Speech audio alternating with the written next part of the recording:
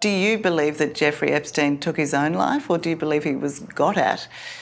I believe he took his own life, but that's only because I choose to believe the incomprehensible as opposed to the inconceivable. It's incomprehensible to me how the American prison system could, with probably its highest profile prisoner, take him off suicide watch. Jeffrey Epstein, once a powerful financier and convicted sex offender, has become one of the most controversial figures of the 21st century, not only for his crimes, but for the shocking way his story ended. Found dead in his Manhattan jail cell in August 2019 while awaiting trial for sex trafficking minors, Epstein's death was officially ruled a suicide by hanging. Yet the suspicious timing, high-profile connections, and unusual circumstances surrounding his final hours sparked an enduring storm of conspiracy theories. Despite years of speculation, the official government line had remained unchanged until now. In a high-profile interview, FBI Director Kash Patel, joined by Deputy Director Dan Bongino, directly addressed the swirling doubts and put forward their definitive account of what happened. A sudden death in federal custody. I have always said that I understand why people find the circumstances of the death suspicious. Everything about Jeffrey Epstein is very strange. How he was able to get away with this for so long, the extent of the contacts he has in the financial world, in the intelligence community. He was just well connected to so many rich and powerful people, Democrats, Republicans. He could get Bill Clinton on the phone when he wanted. Now that was going back way long ago, before a reasonable person might have known about the horrific sexual abuse of underage people. When Jeffrey Epstein was arrested in July 2019, the world watched closely. This wasn't just another high-profile criminal case. It involved serious allegations of child sex trafficking and connected Epstein to powerful elites, including Bill Clinton, Prince Andrew, and Donald Trump. After being denied bail and deemed a flight risk, Epstein was sent to the Metropolitan Correctional Center in New York, a facility that would later come under intense scrutiny. On July 23, 2019, he was found semi-conscious in his cell with neck injuries, prompting officials to place him on suicide watch. Just 6 days later, after psychological evaluations, he was taken off that watch and returned to a cell in the special housing unit. Standard procedure required that he have a cellmate and that guards check in every 30 minutes. But the night of August 9th, these protocols fell apart. Epstein's cellmate was transferred and never replaced. Surveillance cameras outside his cell malfunctioned. 2 guards, Tova Noel and Michael Thomas, not only failed to perform the required checks, but also allegedly slept through their shift, later falsifying logs to cover their absence. By the morning of August 10th, Epstein was found hanging in a kneeling position using a bedsheet tied to the upper bunk. Attempts at CPR failed, and he was declared dead at 6:39 a.m. What should have been a high-security setting turned out to be riddled with errors. The body was moved without documentation or photographs. The Justice Department later described the situation as, quote, a perfect storm of screw-ups. Despite the troubling facts, the New York City medical examiner ruled his death a suicide by hanging. But that didn't stop the public and many officials from crying foul. The phrase Epstein didn't kill himself erupted online, becoming a viral meme and symbol of widespread mistrust in the system. Before we continue, have you ever wondered how action stars like Chuck Norris stay in shape in their old age? We were recently sent a video that he made, and we couldn't believe our eyes. At 85 years old, Chuck Norris is still staying active, working out, and kicking butt. What's even crazier is he says he still feels like he's in his 50s, with more strength and endurance than he had in his prime. He even has plenty of energy left over for his grandkids. He achieved all of this by making just one change, and after seeing his results, his wife started doing it too. She says she feels 10 years younger, her body is leaner, and she has energy that lasts all day. Chuck personally made a video that explains everything, which you can see at chuckdefense.com/facts, or by clicking the link below this video. You won't believe how simple his secret is. Just go to chuckdefense.com/facts, or click on the link in the description, and it'll completely change the way you think about your health. At 85 years old, the legendary Chuck Norris has more energy than men half his age. Once he discovered the 3 things that sabotage our body as we age, he was able to find a solution that he now credits with transforming his health. See his method for yourself by clicking the link in the description below or visiting chuckdefense.com/facts. Kash Patel's official stance. You said Jeffrey Epstein committed suicide. People don't believe it. Well, I mean, listen, they have a right to their opinion, but as someone who has worked as a public defender, as a prosecutor, who's been in that prison system, who's been in the Metropolitan Detention Center, who's been in segregated housing, you know a suicide when you see one, and that's what that was.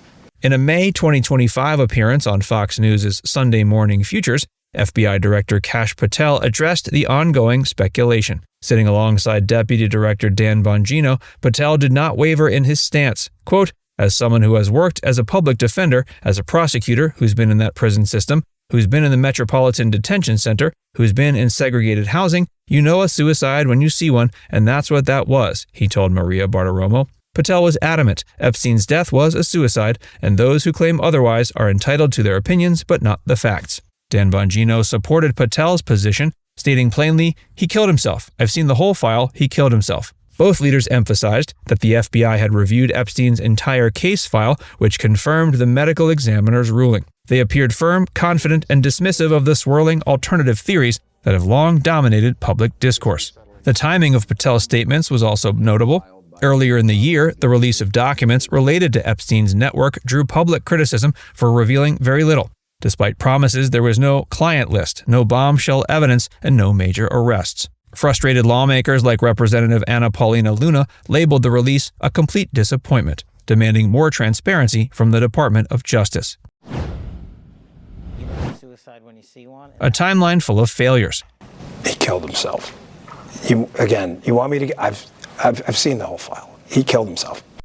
The timeline surrounding Epstein's death reads less like a professional operation and more like a sequence of profound institutional failure. After the July 23rd incident, which many believe was an earlier attempt on his life, or a staged suicide for transfer, Epstein was moved to a cell with Nicholas Tartaglione, a former police officer charged with multiple murders. When Epstein was found injured, Tartaglione was questioned but ultimately cleared. Epstein was then placed on suicide watch, but only for 6 days. Despite his high profile, Epstein's watch status was downgraded based on psychiatric assessments. This meant a return to a less secure setting and the removal of the 24/7 observation conditions that suicide watch requires.